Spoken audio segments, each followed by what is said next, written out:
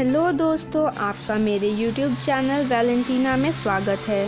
आज मैं आपके लिए एक बहुत ही अच्छी वीडियो लाई हूँ जहाँ आप सीखेंगे कि घर में रेस्टोरेंट जैसा पास्ता कैसे बनाते हैं। तो सॉफ्ट पास्ता बनाने के लिए सबसे पहले एक कुकर लेंगे और उसमें पास्ता मैक्रोनी डालेंगे। अब आप पूछेंगे कि कुकर ही क्यों? तो यही तो है सॉफ्ट पास्ता बनने का राज। आप किसी भी बर्तन को यूज़ कर सकते हैं, लेकिन सॉफ्ट बनने के लिए आपको कुकर की ज़रूरत पड़ेगी। के बाद आप थोड़ा पानी डालें और इतना ही पानी डालें जिसमें सारी की सारी मैक्रोनीज डूब जाए।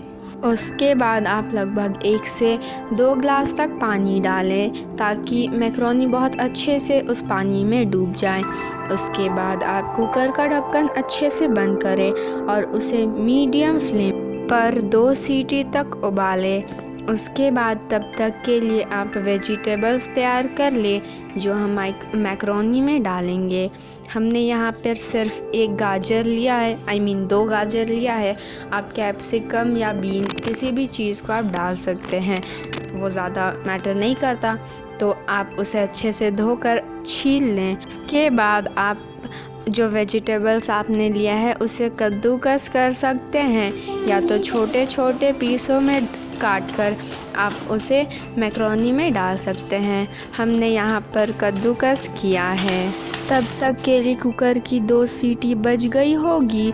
और अगर आपको ज़्यादा स्पाइसी खाना है तो आप उसमें मिर्च डाल सकते हैं, लेकिन ये गार्लिक और ऑनियन कंपलसरी है। हमें यहाँ पे ज़्यादा स्पाइसी पसंद नहीं है तो हमने नहीं डाला है, लेकिन अगर आपको ज़्यादा स्पाइसी पसंद है तो आप डाल सकते हैं।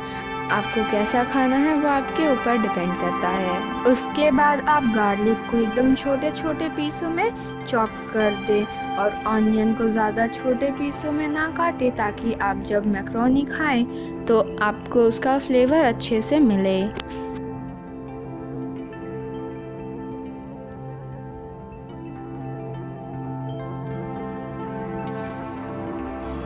सारे वेजिटेबल छोटे छोटे पीसों में या कद्दूकस करके तैयार कर लें। उसके बाद आप कुकर के ढक्कन को खोलें और ध्यान रखें कि आप उसी टाइम ना खोलें जब आपने उसे गैस से उतारा था, क्योंकि हो सकता है कि कुकर के अंदर अभी भी गैस और आप ही जल सकता है। इसलिए आप जब कुछ देर बाद उसे उतारेंगे और जब उसे आप खोलेंगे तो आपको लगेगा कि मैक्रोनी नीचे चिपक चुका है, लेकिन घबराए ना, वो चिपक नहीं गया है, वो ऐसे ही हो जाता है।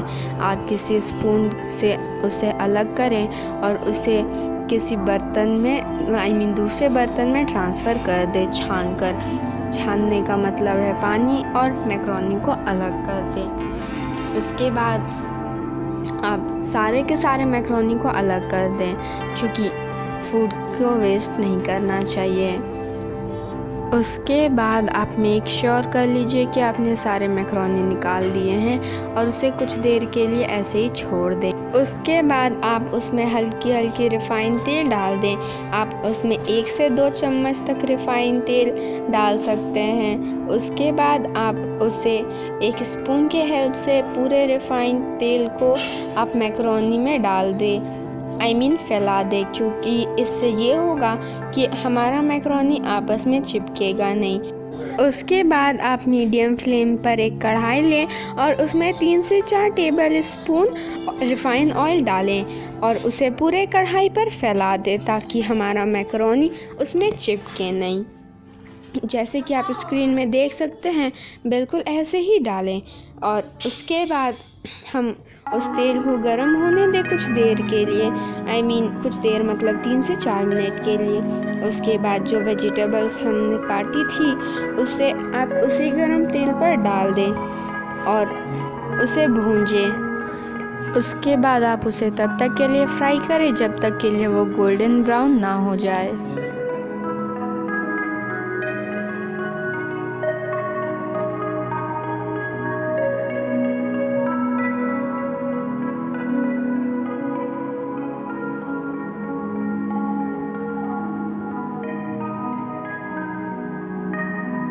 फ्राई हो जाने के बाद आप उसमें वो सारे वेजिटेबल्स डाल दें जो आपने काटा था।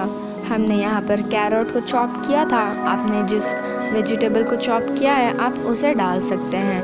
उसे डालने के बाद आप उसे थोड़ी देर तक आप उसे एक स्पून की हेल्प से पूरे कढ़ाई पर फैला दें और उसे चलाते रहे ताकि वो जले ना।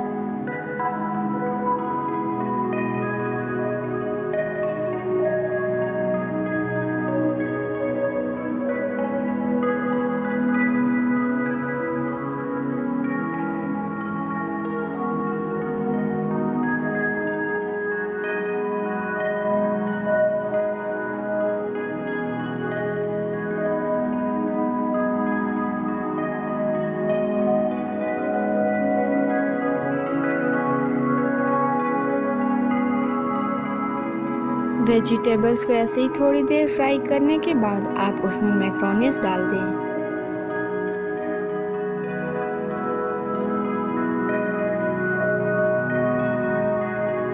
उसके बाद आप उसे वेजिटेबल्स के साथ थोड़ी देर तक के लिए चलाते रहें, बिल्कुल ऐसे ही जैसे आपने स्क्रीन पर देखा।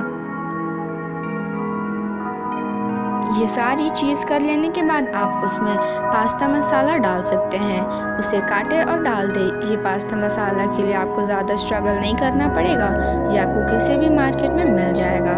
आप इसे डाल दें मैक्रोनी में।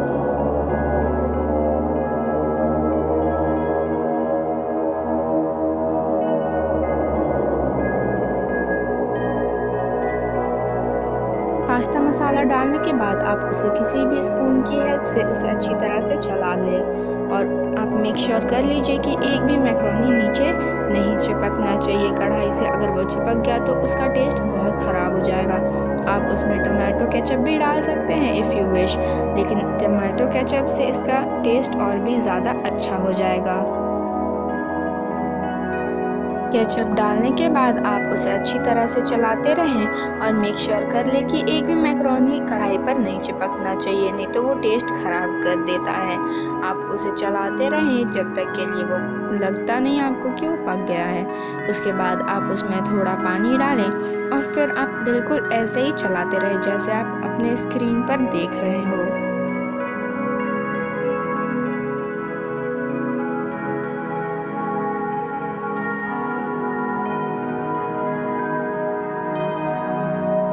उसके बाद आप किसी भी बर्तन में कॉर्नफ्लोर लें थोड़ा सा और उसमें पानी डालें और उसे अच्छी तरह से मिक्स कर लें। और आप मेक श्योर कर लीजिए कि एक भी ब्रिक कॉर्नफ्लोर की नहीं रहनी चाहिए, वो पूरी तरह से वाटर में डिज़ोल्व हो जानी चाहिए।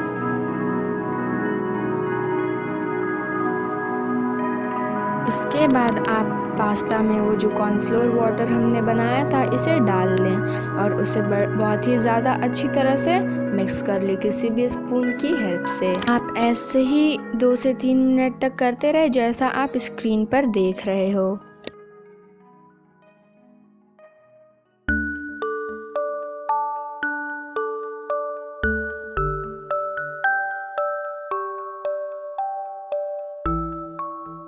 आप उसे अच्छी तरह से मिक्स करने के बाद आप उसे देख सकते हो अच्छे से कि बहुत डिलीशियस दिख रहा है। और आप कुछ मैक्रोनी साइड कर आप टेस्ट कर सकते हो कि वो कैसा दिख रहा है और वो सॉफ्ट हुआ है या नहीं।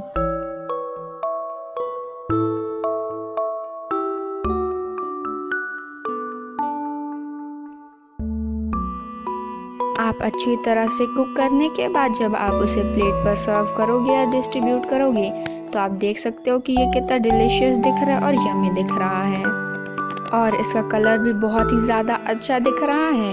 देखकर ही मुंह में पानी आ गया। ये खाने में और भी ज़्यादा टेस्टी लगेगा।